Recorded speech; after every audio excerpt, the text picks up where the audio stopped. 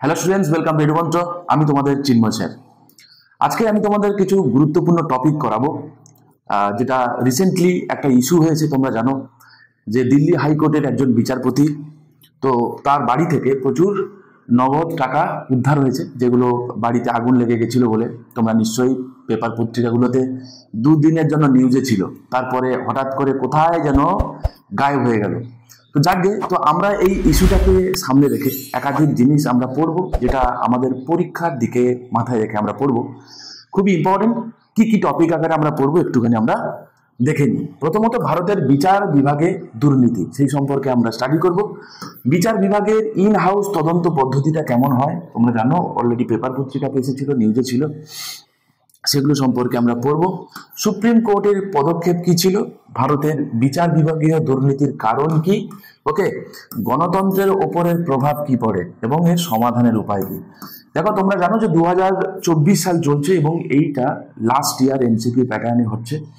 Next year থেকে WBCS কিন্তু UPSC স্টাইলে হবে এবং সেটা আমরা দেখতে পাবো কি যে ডেসক্রিপটিভ লিখতে হবে, ঠিক আছে। তো তার দিকে তাকিয়ে রেখে ডেসক্রিপটিভে মোটামুটি এইরকম টাইপেরই কন্টেন্ট তোমাদের লিখতে দেওয়া হয়, যেগুলো কারেন্ট ঘেঁষা রিলেটেড, ঠিক আছে। তো কালকে যদি তোমাকে পরীক্ষায় জিজ্ঞাসা করে, ঠিক আছে, বা ইউপিএসসির জন্য খুবই ইম্পর্টেন্ট যে ভারতের বিচার বিভাগীয় করাপশনের সঙ্গে ভারতের ডেমোক্রেসিদের কি এফেক্ট পড়ে, সেই সম্পর্কে তোমার মতামত জানিয়ে লিখুন, ঠিক আছে। তো এই জাতীয় জিনিস যেখানে তোমার নিজস্ব কিছু ক্রিয়েটিভিটি থাকে, এগুলো একটুখানি স্টাডি না করলে, এগুলো একটুখানি পড়াশোনা না করলে মাথা থেকে বেরোবে না, ঠিক আছে। তো চলো, আমি তোমাদের যেমন রেগুলারলি তোমাদের কারেন্ট টপিক করাচ্ছিলাম, এরকম কারেন্ট টপিক আমি তোমাদের সঙ্গে আমি করিয়ে যাব, ঠিক আছে। তোমরা দেখতে থাকো, চলো শুরু করছি। তো ভারতের বিচার বিভাগে দুর্নীতি, তোমরা জানো এটা 22 মার্চ এই পেপারে এসেছিল। তোমরা জানো বিচারপতির বাড়িতে আগুন লেগে গেছিল, আগুন নেভাতে গিয়েছিল দমকল, খবর পেয়ে পৌঁছে গিয়েছিল পুলিশও। সেই সময়ে দিল্লি হাইকোর্টের বিচারপতি যশবন্ত বর্মার বাড়ি থেকে উদ্ধার হলো বিপুল পরিমাণ নগদ টাকা, ঠিক আছে। তাহলে বিচারপতির নাম কি আমরা জানলাম, যশবন্ত বর্মা, রাইট। কোন হাইকোর্টের তিনি বিচারপতি ছিলেন, তিনি দিল্লি হাইকোর্টের বিচারপতি ছিলেন, ঠিক আছে। তিনি একজন সিনিয়র একজন বিচারপতি। আচ্ছা, এবারে কি হয়েছে না, দিল্লি হাইকোর্টের প্রধান বিচারপতি ডি কে উপাধ্যায়ের পরে, আমরা এই ক্যারেক্টারগুলোকে মনে রাখবো, কারণ এই কেস স্টাডিটা আমরা পড়তে পড়তে কেস স্টাডি করব এবং প্যারালালি ইন্ডিয়ান জুডিশিয়াল সিস্টেম সম্পর্কে আমরা একাধিক নতুন কিছু জানবো, ঠিক আছে। প্রমিস করলাম তোমরা পুরো এন্টায়ার ভিডিওটা দেখো, ডেফিনেটলি নতুন কিছু তোমরা এখান থেকে শিখবে, ঠিক আছে। তো কি হলো না, দিল্লির হাইকোর্টের প্রধান বিচারপতি ডি কে উপাধ্যায়ের পরেই দ্বিতীয় প্রবীণতম এই বিচারপতি। তো বুঝতে পারছো কতটা ইম্পর্টেন্ট। তো তিনি হচ্ছে second senior most chief justice of Delhi হাইকোর্টের, জাস্ট তিনি পরেই ছিলেন জাস্টিস বর্মা, ঠিক আছে। কি বলছে না, দ্বিতীয় প্রবীণতম বিচারপতির বাড়ি থেকে নগদ উদ্ধারের পরে তার বিরুদ্ধে আদালতের নিজস্ব তদন্তের নির্দেশ দেওয়া হয়েছে, ঠিক আছে। এই যেটা আমি রেখেছি, ঠিক আছে, এটাকে ইন হাউস তদন্ত বলা হয়। ওকে, এই ইন হাউস তদন্ত জিনিসটা অ্যাকচুয়ালি কি, সমস্ত কিছু আমরা স্টাডি করব, ঠিক আছে। কি বলছে না, বিচারপতি যশবন্ত বর্মার বিরুদ্ধে আদালতের নিজস্ব তদন্তের নির্দেশ দেওয়া হয়েছে। তার বাড়ি থেকে টাকা উদ্ধারের সঙ্গে তাকে বদলির প্রস্তাবের কোনো সম্পর্ক নেই। কি হয়েছে গল্পটা অ্যাকচুয়ালি আমি ছোট করে বলে দিই, বিরাট বড় নিউজ। তো যখন তার বাড়ি থেকে যখন উদ্ধার হয়, পুড়ে যাওয়া নোটগুলো যখন পায়, তখন কি হয় না, ফাইনালি এটা নিউজে আসে। কখন না, যখন চিফ জাস্টিস অফ ইন্ডিয়া এটাকে যখন তদন্তের কথা বলে, দিয়ে বলে দিল্লি হাইকোর্টের প্রধান বিচারপতিকে বলে যে এইটা তদন্ত করা হোক, তদন্ত করে আমাকে রিপোর্ট দিন, ঠিক আছে। এবার গল্প কি হয়েছে বলতো না, তার সাথে সাথে তাকে কি করা হলো, কলেজিয়াম সিস্টেম, তোমরা জানো হোয়াট ইজ কলেজিয়াম, আমি নেক্সট ভিডিওতে করাবো, ঠিক আছে, ডিটেলসে স্টাডি করাবো। কলেজিয়াম সিস্টেম কি করেন, জাজেসদেরকে সুপ্রিম কোর্টে বা হাইকোর্টের বিচারপতি যারা থাকে তাদেরকে অ্যাপয়েন্টমেন্ট থেকে শুরু করে তাদের যে বদলি যে হয়, ঠিক আছে, এটা কলেজিয়াম প্রস্তাব করে। এই নিউজটা সামনে আসে সাথে সাথে সঙ্গে সঙ্গে কি করা হলো না, জাস্টিস বর্মাকে দিল্লি হাইকোর্ট থেকে এলাহাবাদ হাইকোর্টে তাকে ট্রান্সফার করে দেওয়া হলো, ঠিক আছে। তো এটা নিয়ে কি হলো না, জল ঘোলা হলো। তখন বললো যে এলাহাবাদ হাইকোর্টে তিনি বিচারপতি ছিলেন, তাহলে কি উনি করাপশনের সঙ্গে ধরা পড়ে গেছিল বলে তাকে সেফগার্ড করার জন্য কি তাকে দিল্লি হাইকোর্ট থেকে এলাহাবাদ হাইকোর্টে ট্রান্সফার করা হলো, এর কারণ কি। তো সেটা খোসলা করতে গিয়ে বিচারপতি সুপ্রিম কোর্ট থেকে কি বলা হয়েছে যে জাস্টিস বর্মার বাড়ি থেকে টাকা উদ্ধারের সঙ্গে তার বদলির কোনো সম্পর্ক নেই, বরং তাকে বদলি করা হয়েছে এই কারণে যাতে নিরপেক্ষ তদন্ত করা যায়, ঠিক আছে। তো চলো সেইগুলো সম্পর্কে আমরা স্টাডি করি। তো প্রথমে আছে বিচার বিভাগের ইন হাউস তদন্ত পদ্ধতিটা কেমন হয়, ঠিক আছে। কি বলছে সুপ্রিম কোর্ট 1995 সালে একটা জাজমেন্ট দিয়েছিল 1995-এ, ঠিক আছে? কি ছিল? C Ravichandran Iyer versus justice A M Bhattacharya মামলায় রায়ের পর এই পদ্ধতি চালু হয়। তাহলে বেসিক্যালি যে ইন হাউস যে ইনকোয়ারি, যেটা এই ইন হাউস ইনকোয়ারি, এই যে কনসেপ্টটা, এটা সুপ্রিম কোর্টের একটা ভার্ডিক্টের পরে এসছে। ওকে, কোন ভার্ডিক্ট পরে? Justice C Ravichandran Iyer versus justice A M Bhattacharya মামলার পরে। ওকে, কি বলেছে না, বিচারক আচরণের এমন লঙ্ঘন মোকাবিলা করা যায় না। মানে বিচারক, যদি তোমরা জানো যে বিচারকদের তাদেরকে ইমপিচ করা যায় এবং তার একটা গ্রাউন্ড রয়েছে, that is proved misbehaviour or incapacity. ঠিক আছে? তো সেটা কি হয়েছে, তার জন্য তদন্ত করতে হবে। এই যে তদন্ত যে করতে হবে না, সেই সংক্রান্ত মামলার রায় ছিল কোনটা, যে ইন হাউস ইনকোয়ারি করা হবে, সেটা হচ্ছে C Ravichandran Iyer versus justice A M Bhattacharya. Mind it, যেহেতু এটা এখন নিউজে রয়েছে, যেহেতু জিনিসটা নিয়ে এখন জল বলা হচ্ছে, ঠিক আছে, যদিও ধামাচাপা পড়ে গেছে, ঠিক আছে, তো আমাদেরকে কিন্তু একটুখানি স্টাডি করে যেতে হবে, পড়ে যেতে হবে, অ্যাটলিস্ট তোমাদের জানা উচিত। 2014 সালে নির্ধারিত 7 ধাপের তদন্ত প্রক্রিয়া, তাহলে 2014 সালে 7টা স্টেপে, মানে 7খানা স্টেপেই তদন্ত প্রক্রিয়া চলবে, তার স্টেপগুলো বলা হয়েছে। দেখা যাক যে এই যে কেস যেটা দিল্লি হাইকোর্টের বিচারপতির বিরুদ্ধে চলছে, ঠিক আছে, সেখানেও এই স্টেপগুলো অ্যাপ্লাই হচ্ছে কিনা আমরা দেখবো। একটা হচ্ছে কি বলা হয়, আর একটা হচ্ছে কি হচ্ছে। তাহলে একটা কারেন্টের সঙ্গে যে প্রোটোকলগুলো বলা আছে, যদি আমরা মিলিয়ে মিশিয়ে স্টাডি করতে পারি, তাহলে কনসেপ্টটা কি হবে আমরা বুঝতে পারবো। রাইট? কি বলছে? 2014 সালে নির্ধারিত 7 ধাপের তদন্ত প্রক্রিয়া। বেসিক্যালি 2014 সালে মধ্যপ্রদেশ হাইকোর্ট একটা ভার্ডিক্ট দিয়েছিল, অ্যাডিশনাল ডিস্ট্রিক্ট অ্যান্ড সেশন জাজ x versus registrar general Madhya Pradesh কেসে বলেছিল যে তদন্ত প্রক্রিয়া হবে 7খানা ধাপে। ঠিক আছে, 7খানা ধাপে তদন্ত প্রক্রিয়া হবে। প্রথম কথা, তদন্ত প্রক্রিয়া শুরু হবে প্রধান বিচারপতি, কিসের কোথাকার প্রধান বিচারপতি, নয় কনসার্ন হাইকোর্টের প্রধান বিচারপতি, ভারতের প্রধান বিচারপতি, চিফ জাস্টিস অফ ইন্ডিয়া বা রাষ্ট্রপতির কাছে অভিযোগ দাখিল করা যেতে পারে ম্যাজিস্ট্রেট, সরি। তাহলে যার বিরুদ্ধে অভিযোগ হচ্ছে, তো কোথায় কোথায় অভিযোগ দায়ের করা যেতে পারে? প্রথমতই কনসার্ন হাইকোর্টের প্রধান বিচারপতির কাছে। ঠিক আছে, মানে দিল্লির জাস্টিস বর্মার বিরুদ্ধে অভিযোগ দায়ের করা কোথায় যেত? প্রথম কথা হচ্ছে কনসার্ন হাইকোর্টের DK উপাধ্যায়ের কাছে, প্রথম কথা। নেক্সট কথা, আমরা চাইলে চিফ জাস্টিস অফ ইন্ডিয়ার কাছে আমরা কমপ্লেন করতে পারি। নেক্সট কোথায় করতে পারি? না, প্রেসিডেন্টের কাছে। ঠিক আছে, করা যেতে পারে। রাষ্ট্রপতির কাছে যদি কমপ্লেন করা হয়, সেক্ষেত্রে রাষ্ট্রপতি চিফ জাস্টিস অফ ইন্ডিয়াকে সেটা ফরওয়ার্ড করবেন, এটাই প্রোটোকল।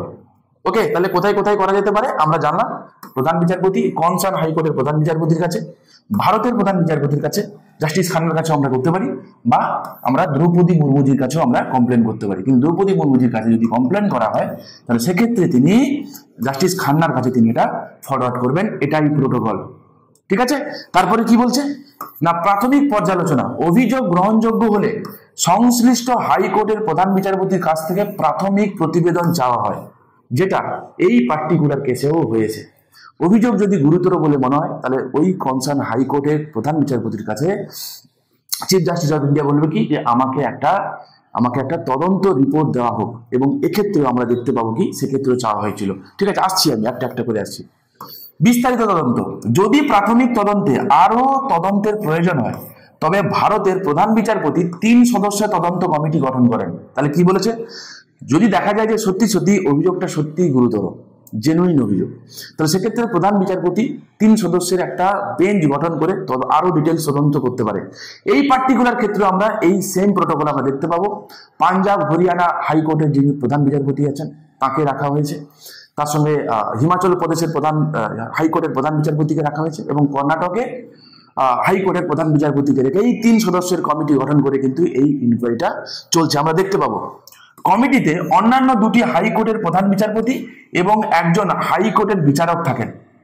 ওকে, নেক্সট কি বলছে, কমিটি তাদের নিজস্ব তদন্ত পদ্ধতি নির্ধারণ করতে পারে, তবে প্রাকৃতিক ন্যায় বিচারের নিয়ম মেনেই চলতে হবে। Natural justice, the principal of natural justice, এটার উপর ভিত্তি করে যেন হয়, মেলাফেট যেন না হয়। ফলাফল কি বলেছে না, যদি অভিযোগ গুরুতর প্রমাণিত হয়, যদি এই তদন্ত কমিটি যে রিপোর্ট দেবে সেখানে যদি সারবস্তু থাকে, যদি পজিটিভ হয় যে হ্যাঁ মেলাফেট মানে উনি করাপ্ট করেছেন, বা প্রুভ মিসবিহেভিয়ার অর ইনক্যাপাসিটি যে গ্রাউন্ড গুলো রয়েছে, ঠিক আছে, যদি হয়, তাহলে করাপশন কিন্তু একটা গ্রাউন্ড যদি প্রমাণিত যদি হয়, তাহলে সেক্ষেত্রে কি হবে না, প্রধান বিচারপতি অভিযুক্ত বিচারককে পদত্যাগ বা অবসর নিতে পরামর্শ দেবেন। সিম্পল জিনিস, যে আপনি অবসর নিয়ে নিন, আপনি পদত্যাগ করে দিন। যদি না করেন তাহলে কি হবে, যদি অভিযুক্ত বিচারক পদত্যাগ বা অবসর নিতে অস্বীকৃতি জানান, তাহলে তবে প্রধান বিচারপতি সংশ্লিষ্ট হাইকোর্টের প্রধান বিচারপতিকে নির্দেশ দেবেন বিচারকের যে কাজকর্ম তিনি যে করছেন সেটা যেন বন্ধ থাকে। এই ক্ষেত্রে আমরা দেখতে পাবো কি অনেক দিন পরে এরকম একটা ঘটনা কিন্তু ঘটছে। বিষয়টা যে বিচার বিভাগে যে করাপশন যে নতুন এমনটা কিন্তু নয়, বরাবরই ছিল কম বেশি। হাল ফিলহালে আমরা দেখতে পাবো যেন সামাও চলছে। বিচার বিভাগে যে করাপশন, এই জিনিসটা কি আমাদের মতো দেশ যেখানে আমরা ডেমোক্রেটিক বলি, আমরা we the people of India having সোলেমলি resolve two constitute India into a sovereign socialist secular Democratic Republic, এই যে ডেমোক্রেটিক রিপাবলিক দেশ, আমাদের মতো দেশে যে দেশ একটা ডেমোক্রেটিক কান্ট্রি, এবং ডেমোক্রেসির একটা ওয়ান অফ দ্য ফিচার্স হচ্ছে ইন্ডিপেন্ডেন্ট জুডিশিয়ারি হবে। ইন্ডিপেন্ডেন্ট জুডিশিয়ারি হবে, যে জুডিশিয়ারি কিন্তু ঘোটালা করবে না, করাপ্টেড হবে না। না হলে আমাদের মতো দেশে জাস্টিস পেতে অনেক ডিলে হয়ে যাবে, জাস্টিস পাবেও না। দেখবো এর আউটকাম স্বরূপ আমাদের মতো দেশে এর কি কি এফেক্ট পড়ে। ঠিক আছে, এরপর রাষ্ট্রপতি ও প্রধানমন্ত্রীকে জানানো হবে যাতে বিচারকের অপসারণ প্রক্রিয়া শুরু করে যায়। তাহলে কি হবে, তার প্রথম কথা তাকে বলতে পারে যে আপনি রিজাইন করে দিন, আপনি সরে যান। যদি না হয় তাহলে কনসার্ন হাইকোর্টের প্রধান বিচারপতিকে বলা হবে, চিফ জাস্টিস অফ ইন্ডিয়া বলবে কি যে উনি এখন যে যে কেস ডিল করছেন সেই সমস্ত কেস থেকে ওনাকে সরিয়ে দিন। এই পার্টিকুলার কেসে কিন্তু তাই ঘটেছে। আমি একটা একটা করে তোমাদের সঙ্গে আলোচনা করছি, দেখতে থাকো। তারপরে কি বলেছে, এরপরে যদি তারপরে কি বলবে, তারপরে রাষ্ট্রপতির কাছে বলা হবে যে ইমপিচমেন্টের প্রসিজার শুরু হোক। এবার এই ইমপিচমেন্টের প্রসিজারটা একটু লেন্দি প্রসিজার, আমি আলাদা করে তোমাদের সেপারেট ভিডিওতে আমি করাবো তোমাদের। ঠিক আছে, এই পদ্ধতির মাধ্যমে বিচার বিভাগের স্বচ্ছতা ও নিরপেক্ষতা নিশ্চিত করা হয়। তাহলে কি হবে না, যদি কোনো বিচারক তিনি যদি করাপশনের সঙ্গে যুক্ত থাকেন, মিসবিহেভিয়ার বা ইনক্যাপাসিটি হন, মেইন যে গ্রাউন্ড যেটা টু প্রুভ মিসবিহেভিয়ার অর ইনক্যাপাসিটি, তাহলে সেক্ষেত্রে আমরা তাদেরকে সরিয়ে ইমপিচ করে আমরা বিচার বিভাগকে কি করব না স্বচ্ছ রাখবো। এটাই হচ্ছে প্রোটোকল। দেখা যাক এক্ষেত্রে কি হয়েছে। আচ্ছা, যাওয়ার আগে তোমাদের বলে নিই, WBCS এর মেন্স, মিসলেনিয়াস এবং ক্ল্যারিক্যালের জন্য তোমরা চাইলে তোমাদের ল্যাঙ্গুয়েজ পেপারটাকে এনহ্যান্স করতে পারো, রেগুলার লিখে সেগুলোকে চেক করিয়ে সেগুলোকে আরো মডিফাই করিয়ে রেগুলার টপিক লিখে লিখে, তাহলে কি হয় তোমাদের লেখার বাঁধনটা অনেক ভালো হয়। এবং সেক্ষেত্রে রেগুলার লিখলে কি হয়, মানে আনাড়ি লেখা এবং একটা ঠিকঠাক ভাবে প্র্যাকটিস করে লেখার মধ্যে কিন্তু আকাশ পাতাল ডিফারেন্স আছে। আর ল্যাঙ্গুয়েজ পেপারটা কিন্তু একটা বিরাট বড় ভাইটাল রোল প্লে করে। তোমরা চাইলে এডুমন্ত্রের সঙ্গে তোমরা যোগাযোগ করতে পারো, দুটো নম্বর রয়েছে, তোমরা চাইলে ল্যাঙ্গুয়েজ পেপারের জন্য যোগাযোগ করতে পারো। অ্যাপার্ট ফ্রম দ্যাট 2024 সালে এই বছর যেহেতু MCQ প্যাটার্নের লাস্ট সুযোগ তোমার রয়েছে এবং আমাদের এই ব্যাচ লাস্ট ব্যাচ আমরা আর কিছু স্টুডেন্টের জন্য আমরা ওপেন রেখেছি। তোমরা যদি কেউ চাও এডুমন্ত্রের সঙ্গে তোমরা চাইলে জুড়তে পারো, এই দুখানা নম্বর রয়েছে, যে কোনো একটা নম্বরে ফোন করে আমাদের সঙ্গে তোমরা যোগাযোগ করে নিতে পারো। আচ্ছা চলো, তো যেটা আমি বলছিলাম কি যে এই পার্টিকুলার কেসে কি হয়েছে দেখা যাক। তো আভ্যন্তরীণ তদন্তের জন্য বিজ্ঞপ্তি জারি হয়েছে এবং তোমরা জানো একটি 3 সদস্যের কমিটি গঠন করা হয়েছে। পাঞ্জাব, হরিয়ানা হাইকোর্ট, হিমাচল প্রদেশ হাইকোর্ট এবং কর্ণাটক হাইকোর্টের বিচারপতিদের নিয়ে গঠিত হবে, যেটি একটি আভ্যন্তরীণ তদন্ত পরিচালনা করবেন। তারপরে কি বলেছিলাম আমি, দেখো মামলা শোনা বন্ধ বলেছিলাম না। এবার তদন্ত কমিটি কি করেছে, রিপোর্ট জমা দিয়েছে। রিপোর্ট জমা দেওয়ার পরে দেখা গেল কি যে অভিযোগ সত্যি সত্যি গুরুতর। সেক্ষেত্রে বলা হলো কি যে জাস্টিস ভার্মার যে কটা তিনি মামলা যেগুলো তিনি শুনতেন সেগুলো বন্ধ করা হয়েছে। একটা মজার কথা কি হয়েছে জানো, জাস্টিস বর্মাকে যখন দিল্লি হাইকোর্ট থেকে যখন এলাহাবাদ হাইকোর্টে তাকে যখন বদলি করা হলো, এলাহাবাদ হাইকোর্টে যারা বার কাউন্সিলে যারা মেম্বার রয়েছে আর বার অ্যাসোসিয়েশন যারা মেম্বার যারা রয়েছে, তারা বলছে যে এলাহাবাদ হাইকোর্ট কি একটা ডাস্টবিন, মানে এখানে কি যে হয় এখানে কি নিয়ে এসে ফেলে দেওয়া হয়, সেটা করা যাবে না। এবং জাস্টিস ভার্মার অ্যাপয়েন্টমেন্টের বিরুদ্ধে তারা কিন্তু প্রতিবাদ জানিয়েছে। ওকে, তাহলে কি দেখা যাবে কি, দিল্লি হাইকোর্টের বিচারপতি যশবন্ত বর্মার সরকারি বাসভবন থেকে বিপুল পরিমাণে নগদ টাকা উদ্ধারের ঘটনার তদন্তে 3 কমিটির বিচারপতির কমিটি তৈরি হলো, তাকে আদালতের কাজকর্ম থেকে সরিয়েও দেওয়া হলো।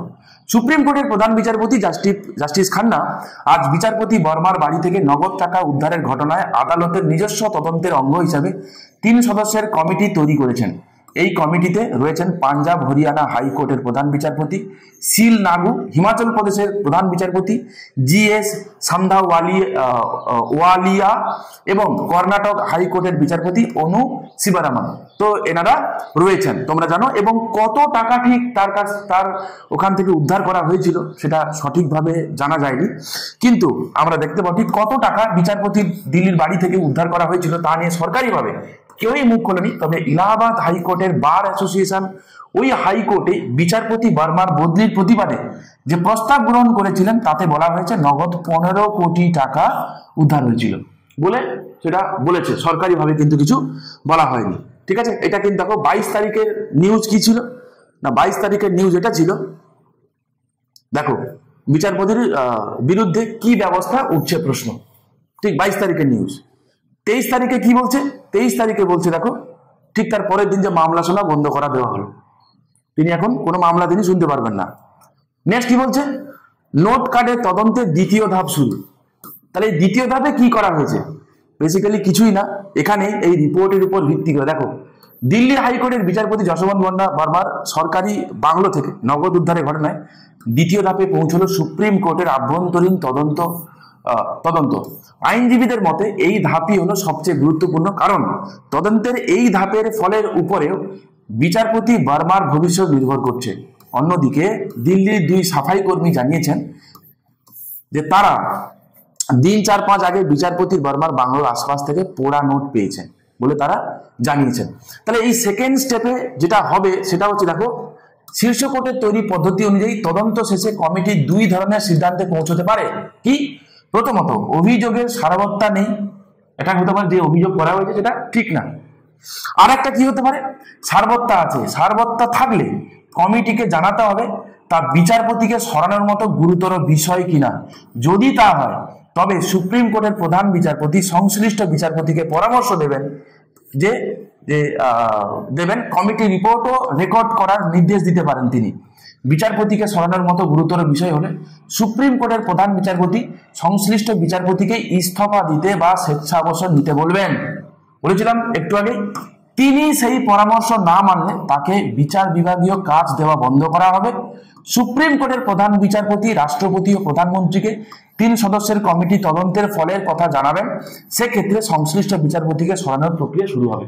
বুঝতে পেরেছো, আমি একটু আগে তোমাদের এই প্রোটোকলটা বলেছিলাম যে যদি হয় যে একটা তো হতে পারে যে রিপোর্ট জমা দেওয়ার পরে যে দেখা যায় যে রিপোর্টে কোনো সারবস্তা নেই, কিছু নেই, জিনিসটা ভুল, তাহলে সেক্ষেত্রে যেমন ছিল অলরেডি ডিসমিস হয়ে যাবে। যদি ঠিক হয় তাহলে সেক্ষেত্রে জানাতে হবে যে ফার্দার প্রসিজারের জন্য এগোবে, ওনাকে বলা হবে যে আপনি সরে যান পদ থেকে, যদি না সরে তাহলে ইমপিচমেন্টের জন্য কিন্তু পার্লামেন্টে জিনিসটা উঠবে। ওকে, নেক্সট আসে তাহলে মোরাল অফ দ্য স্টোরি, এটুকু আমরা দেখলাম কিভাবে প্রোটোকলটা হয়। ওকে, ইন হাউস কমিটি কিভাবে তদন্ত করে কি ব্যাপার তার প্রোটোকলগুলো আমরা দেখলাম। নেক্সট হচ্ছে কি যে ভারতের বিচার বিভাগীয় দুর্নীতির প্রধান কারণগুলো কি কি। ওকে, চলো প্রথম কথা কি যে বিচারকদের ঘুষ গ্রহণ। দেখা যায় যে কিছু মামলায় রায় প্রভাবিত করার জন্য অর্থ লেনদেনের অভিযোগ উঠেছে। এই রিলেটেড একাধিক কেসেস রয়েছে, আমরা দেখতে পাবো কি প্রশান্ত ভূষণ বনাম ভারতের প্রধান বিচারপতি 2020 সালে একটা কেস হয়েছিল, যেখানে সিনিয়র অ্যাডভোকেট প্রশান্ত ভূষণ টুইটারে বিচার ব্যবস্থার স্বচ্ছতা নিয়ে প্রশ্ন তুলেছিলেন। ঠিক আছে, আমি এই জন্য এর সাপেক্ষে কিছু কিছু কেস হিস্ট্রিও আমি এনেছি, যাতে তোমরা এগুলোকে যখন লেখার সময় এগুলো তোমরা ইউজ করতে পারো। সবসময় লেখার জন্য পড়া নয়, তোমরা জানো এগুলো জেনে রাখাটা প্রয়োজন, একজন নাগরিক হিসেবে জেনে রাখা দরকার। ডেমোক্রেটিক কান্ট্রিতে আমরা বসবাস করি, তাই না? তাহলে দেখি যে ডেমোক্রেসি একটা ওয়ান অফ দ্য ফিচার্স, আমি আগেও তোমাদের বলেছি, ওয়ান অফ দ্য ফিচার্স হচ্ছে ইন্ডিপেন্ডেন্ট জুডিশিয়ারি হবে, বিচার বিভাগে স্বচ্ছতা থাকবে। সেই বিচার বিভাগ কেমন আছে দেখা যাক। ঠিক আছে, সুপ্রিম কোর্ট তাকে আদালত অবমাননার জন্য দোষী সাব্যস্ত করেছিল। কাকে? প্রশান্ত ভূষণকে। বোঝা গেল, প্রশান্ত ভূষণ যেহেতু তিনি টুইটারে জানিয়েছিলেন যে বিচার বিভাগের স্বচ্ছতার প্রয়োজন রয়েছে, তো প্রশান্ত ভূষণের বিরুদ্ধে সুপ্রিম কোর্ট কি করেছিল? আদালত অবমাননার জন্য তাকে দোষী সাব্যস্ত করেছিল। নেক্সট কি বলছে?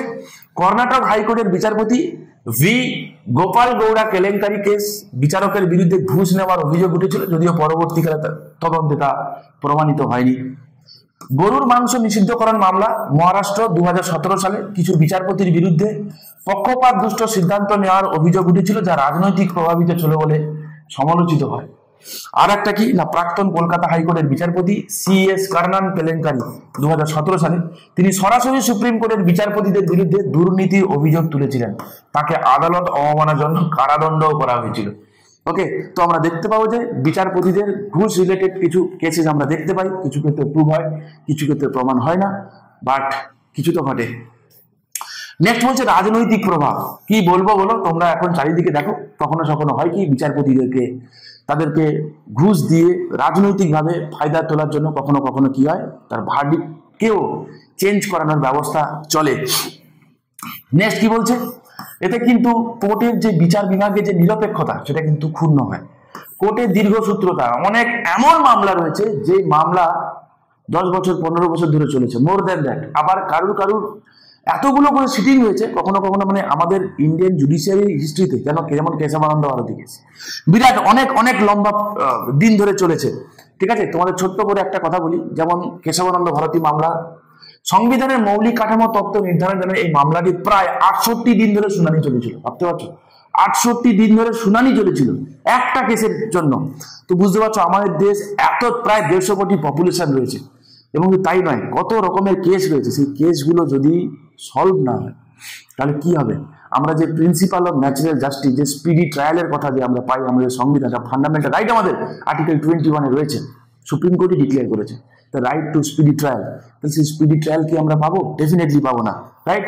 ভারতের ইতিহাসে অন্যতম দীর্ঘ বিচার প্রক্রিয়া ছিল এটা। আদার্স হাউজিং কেলেঙ্কারি মামলা 2010 সালে শুরু হয়েছিল, এখনো পর্যন্ত চলছে, এখনো শেষ হয়নি। নেক্সট তোমরা একটু গুগল করে নিও, একটু ভিডিওটা লেন্থ হয়ে যাবে বলে আমি তোমাদের খালি কেসগুলো কি সেই কেস স্টাডিগুলো জাস্ট করাচ্ছি, কারণ এইগুলো সম্পর্কে জানতে চাইলে একটু গুগল করে নিও, আরো অনেক কিছু জিনিস তোমরা জানতে পারবে। ভোপাল গ্যাস দুর্ঘটনা মামলা তোমরা জানো, ভোপাল গ্যাস ট্র্যাজেডি হয়েছিল 2 December 3 December 1984, union carbide limited. তো তার যিনি হেড ছিলেন, তো রাতারাতি তিনি পালিয়ে গেছিলেন, বা বলা হয় তাকে পালিয়ে যেতে সাহায্য করা হয়েছিল। 26 বছর পর 2010 সালে চূড়ান্ত রায় ঘোষণা করা হয়। ক্ষতিগ্রস্তদের জন্য উপযুক্ত ক্ষতিপূরণ ও বিচার পেতে কয়েক দশক লেগে যায়। ভাবতে পারছো এইরকম একটা বিষাক্ত জায়গা, তোমাদের যারা জানো না, যারা ডেফিনেটলি ভোপাল গ্যাস ট্র্যাজেডি শোনোনি, এটা হতে পারে না, সেরকম একটা প্যাথেটিক কেসে তাদের বিচার পেতে এত বছর সময় লেগে গেছে। ভাবতে পারছো। নেক্সট অযোধ্যা বিবাদ মামলা, আর কি বলবো, 1950 সালে শুরু হয়েছিল, 2019 সালে গিয়ে শেষ হলো। এটা one of the most controversial একটা ভার্ডিক্ট এখনো পর্যন্ত। জমি মালিকানা সংক্রান্ত মামলাটি 69 বছর ধরে চলেছিল। 2019 সালে সুপ্রিম কোর্ট চূড়ান্ত রায় দেয়। বচন সিং বনাম পাঞ্জাব 1928 সাল, মৃত্যুদণ্ড সংক্রান্ত গুরুত্বপূর্ণ রায় ঘোষণার জন্য 4 বছর ধরে শুনানি চলেছিল।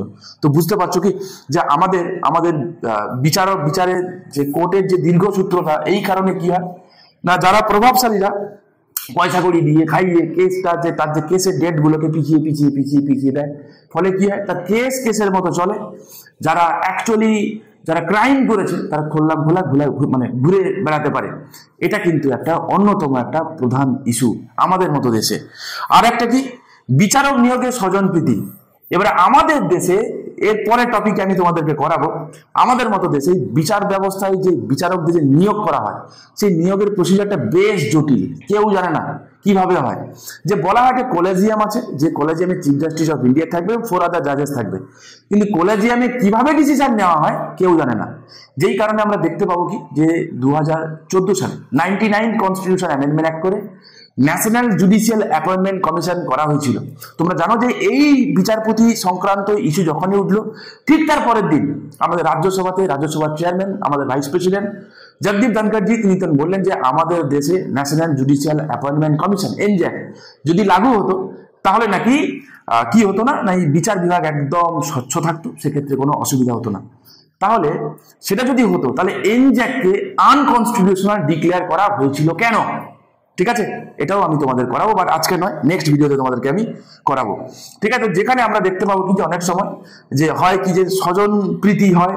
অনেকে এটাই বলে, আমাদের ex chief justice of India justice চন্দ্রচূড়জি, তো তিনি যখন কলেজিয়ামে যখন হেড ছিলেন, বলা যে জাস্টিস ভার্মা এলাহাবাদ হাইকোর্টে এসেছিল, কিন্তু যখন উনি জাস্টিস চন্দ্রচূড় যখন এলাহাবাদ হাইকোর্টের যখন তিনি প্রধান বিচারপতি ছিলেন, তখন জাস্টিস ভার্মাকে নেওয়া হয়েছিল। এবং যখন ডিওয়াই চন্দ্রচূড় যখন চিফ জাস্টিস অফ ইন্ডিয়া হন, তখন কিন্তু জাস্টিস বর্মাকে দিল্লি হাইকোর্টের বিচারপতি হিসাবে তাকে ওখানে বদলি করা হয়। তো অনেকে বলে যে এখানে জাস্টিস বর্মার সঙ্গে ডিওয়াই চন্দ্রচূড়ের হয়তো কোনো কিছু গোপন কিছু লেনদেন থাকতে পারে বলে অনেকে বলছে, অভিযোগ করছে। ঠিক ভুল তো এটা আমার পক্ষে জানা সম্ভব নয়, বা যে অ্যালিগেশন গুলো উঠছে সেগুলো আমি তোমাদের সঙ্গে জাস্ট আমি শেয়ার করছি, ঠিক আছে? বাকি তোমরা তোমাদের মতামত নিশ্চয়ই তোমরা কমেন্ট সেকশন ওপেন রইল, তোমরা ডেফিনেটলি জানিও। নেক্সট কি বলছে যে গণতন্ত্রের উপরে কি প্রভাব পড়ে। দেখো, প্রথম কথা আবারও বলছি, থার্ড টাইম বলবো, যে গণতন্ত্রতে, ডেমোক্রেসিতে ইন্ডিপেন্ডেন্ট জুডিশিয়ারি এটা কিন্তু কাম্য।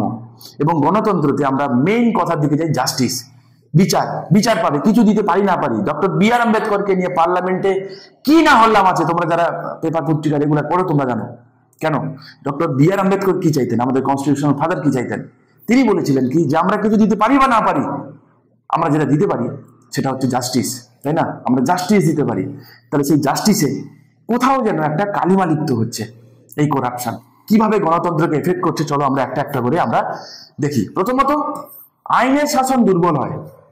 দেখো, I will see you at court, আমরা বলি তো যে কিছু হোক না হোক, যখন সমস্ত হোপ চলে যায় আমরা বলি কিনা কোর্টে আমি দেখে নেব। তাহলে সেইটা কোথাও গিয়ে যখন আমি বুঝবো না, বা যিনি বুঝবেন যে কোর্ট আমায় হয়ে বা কোর্ট আমার হয়ে দেখবে না, আমি জানি যে আমি দোষ করিনি, তা সত্ত্বেও আমি বিচার পাবো না, তখন একজন ব্যক্তি, নাগরিক হিসেবে তোমার কি ফিল হবে? ভেবে দেখেছো কি? একটু ভেবে দেখো, আশা করি বুঝতে পারো, ফিল করো। এর ফলে কি হবে, যদি নাগরিকদের বিশ্বাস থাকে যে ন্যায় বিচার পাওয়া সম্ভব নয়, তাহলে গণতান্ত্রিক কাঠামো দুর্বল হয়ে পড়বে। যেটা আমাদের মতো দেশ, ইট ইজ দ্য ওয়ার্ল্ডের লার্জেস্ট ডেমোক্রেসি, চারটিখানি কথা নয় কিন্তু, ঠিক আছে? আমরা ওয়ার্ল্ডের নাম্বার ওয়ান ডেমোক্রেটিক, মানে লার্জেস্ট ডেমোক্রেসি, নাম্বার ওয়ান কিনা জানি না, লার্জেস্ট ডেমোক্রেসি, নাম্বার ওয়ান নয়, অবভিয়াসলি নয়। ডেমোক্রেসির একাধিক ফিচার্স রয়েছে। ডেমোক্রেসি সম্পর্কে তোমরা জানতে চাও, আমাকে কমেন্ট করে জানিও হোয়াট ইজ ডেমোক্রেসি, আমি তোমাদের সঙ্গে একটু শেয়ার করে নেব। আর এখন আমাদের দেশে কি চলছে, তাই না? একটা হচ্ছে থিওরিটিক্যাল পার্ট, যেটা হওয়া উচিত ছিল, আর একটা প্র্যাকটিক্যাল, যেটা হচ্ছে। বুঝতে পারবে যে অ্যাকচুয়ালি ডেমোক্রেসি মানে কি। আমাদের দেশে কিন্তু শুধুমাত্র পলিটিক্যাল টাইপ অফ ডেমোক্রেসির কথা বলেনি, সোশ্যাল অ্যান্ড ইকোনমিক ডেমোক্রেসিও কিন্তু রয়েছে। ডেমোক্রেটিক থট যে প্রসেসটা in every spear of life, mind it, আমাদের ডেমোক্রেসি কিন্তু একটা বিগার সেন্সে রয়েছে। শুধুমাত্র এই ভোটদানকে ডেমোক্রেসির কথা কিন্তু বলেনি। আমাদের দেশের সংবিধান কিন্তু, মানে এটা একটা ফিলোসফিক দিক রয়েছে, এটা একটা বোঝা গেল যে একজন ব্যক্তি তার চিন্তা ভাবনার স্বাধীনতা, বাক স্বাধীনতা, this all are parts of democracy. আমাদের ডেমোক্রেটিক পলিটিক্সের কথা বলা হয়েছে।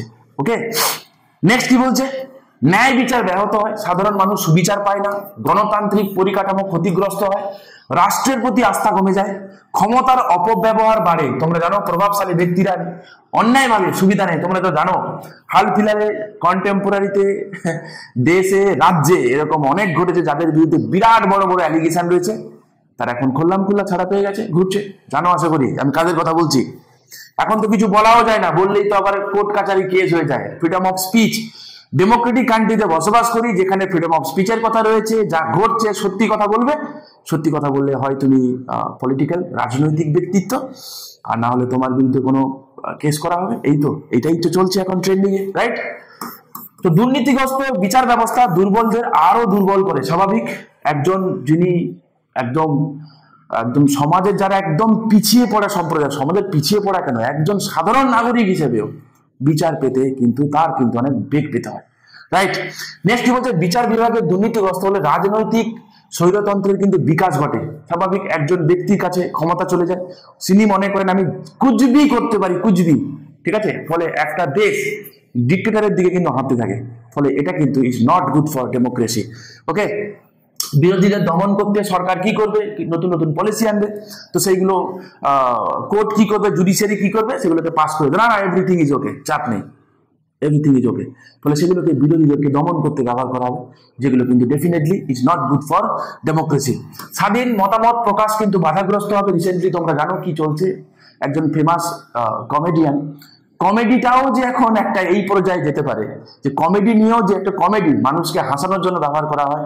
তো তিনি শুধুমাত্র, আমার যতটুকু মনে হয়েছে, এন্টারটেনমেন্টের জন্য যে তিনি করেছিলেন, তো কারোর নামও তিনি নেননি, কারোর গায়ে লেগে গেল, রাইট?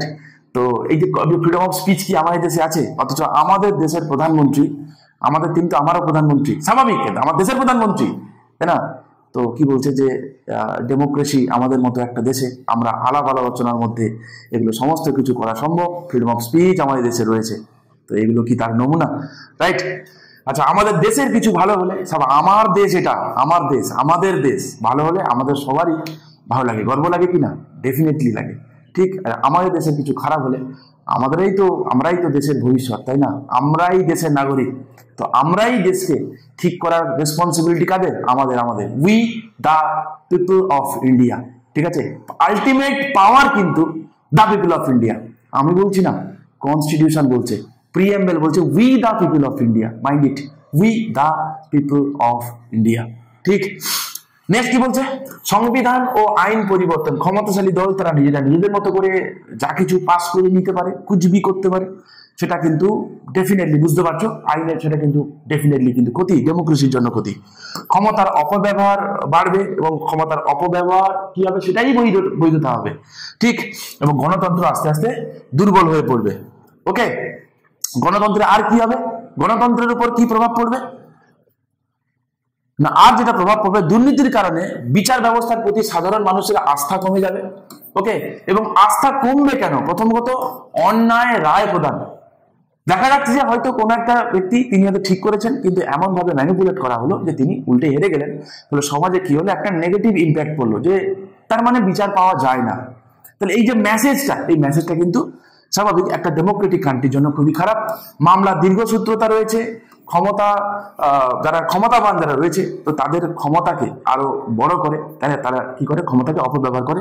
মোটামুটি সিনোনিমাস কথাগুলো, আইন প্রয়োগে অসামঞ্জস্যতা দেখা যায় এবং বিকল্প ন্যায় বিচারের খোঁজে তখন মানুষ কি করে? যে আমি তো জানি আদালতে গিয়ে কিছু পাওয়া যায় না, তো চলো রাস্তায়, আমাদের পাড়ায় যারা মোড়ল রয়েছে, রাজনৈতিক ব্যক্তিত্ব যারা রয়েছে, চলো তাদের কাছে চলো, তারাই বিচার করবে। ফলে আস্তে আস্তে কি হবে? মানুষ বিচার ব্যবস্থা থেকে সরে যাবে, স্বাভাবিক। ফলে কি হবে? গ্রামের যারা প্রভাবশালী লোক যারা হয়, তো তারা তখন কি করবে? গ্রাম, শুধু গ্রাম নয়, শহর যে কোনো জায়গাতেই হতে পারে, তাদের কর্তৃত্ব বিকাশ হবে, আমরা হাল ফিলালে দেখতে পাই। রাইট। তো যেগুলো কিন্তু ডেফিনেটলি এটা একটা খুব ক্ষতিগ্রস্ত দিক। দেখো, যেগুলো আমরা পড়ছি সেগুলোকে আমরা চারিপাশে দেখতে পাচ্ছি না, তো তোমরা আশা করি বুঝতে পারছো। এইগুলো কিন্তু ডেফিনেটলি একটা ডেমোক্রেটিক কান্ট্রির জন্য কিন্তু একটা খুব খারাপ জিনিস। দিনে আরো খারাপ দিন আসতে চলেছে যদি আমরা না শুধরে গেলে ভালো দিন ডেফিনেটলি আসবে। আর কি বলছে? ধনী ও ক্ষমতাশালীদের দ্বারা বিচার ব্যবস্থার অপব্যবহার এবং এর ফলে সামাজিক বৈষম্য বৃদ্ধি পাবে। ঠিক আছে, তো তোমরা একটুখানি এগুলো দেখে নিল। আর কি হতে পারে? গণতান্ত্রিক প্রতিষ্ঠানগুলোর দুর্বলতার কারণে রাষ্ট্র ব্যবস্থা কিভাবে দুর্বল হয় তার কয়েকটি গুরুত্বপূর্ণ দিক আমি তোমাদের সঙ্গে আলোচনা করলাম। দুর্নীতি বাড়বে, ক্ষমতার অপব্যবহার বাড়বে, জনগণের মত প্রকাশ থেমে যাবে, তাই না?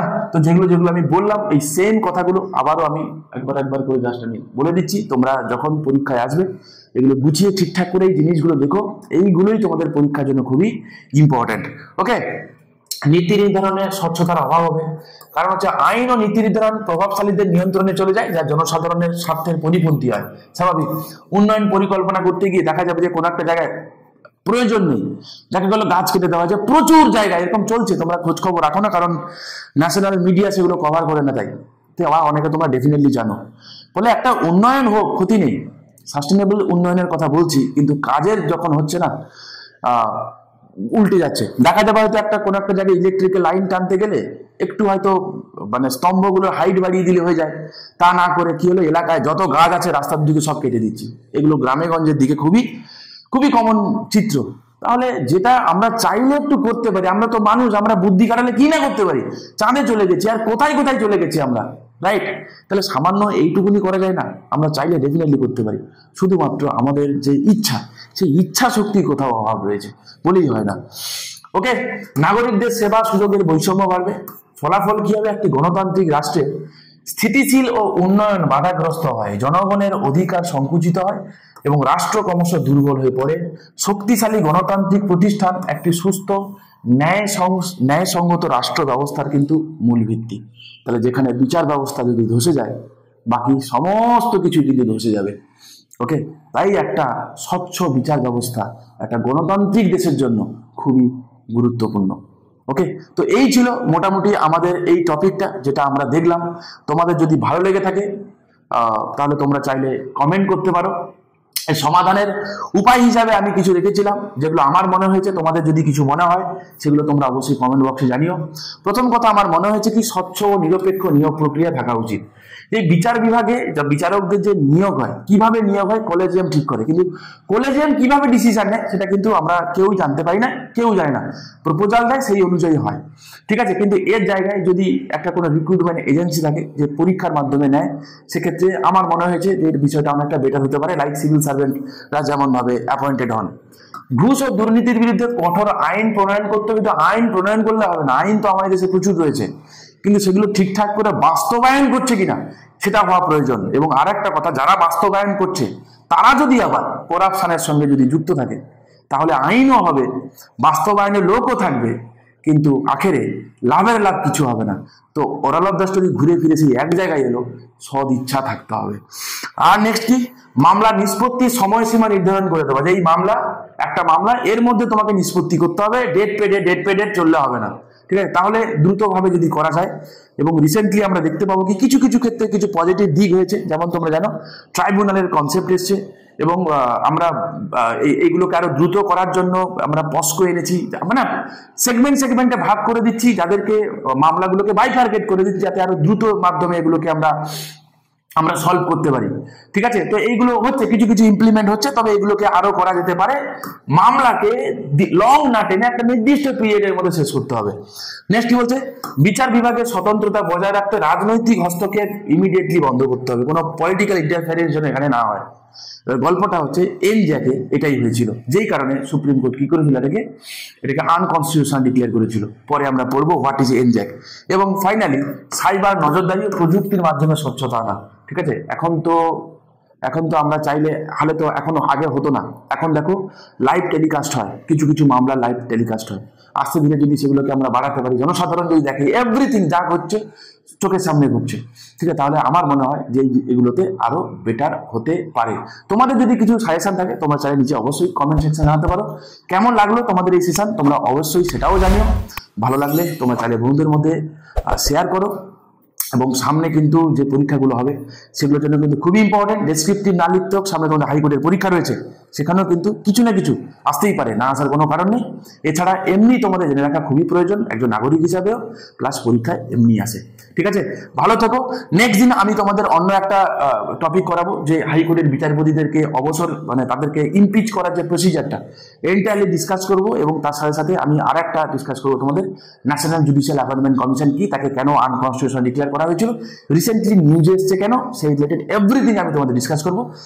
জুড়ে থাকো আমাদের সাথে। চলো টাটা, দেখা হচ্ছে নেক্সট ক্লাসে।